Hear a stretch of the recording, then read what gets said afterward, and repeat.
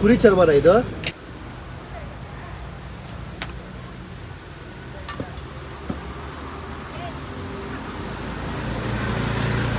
ಒಂದು ಮಾಡಕ್ಕೆ ಎಷ್ಟು ದಿನ ಎಷ್ಟೊತ್ತಾಗುತ್ತೆ ಸರ್? ಒಂದು ತಬ್ಲಾ ಮಾಡಕ್ಕೆ ಎಷ್ಟೊತ್ತಾಗುತ್ತೆ?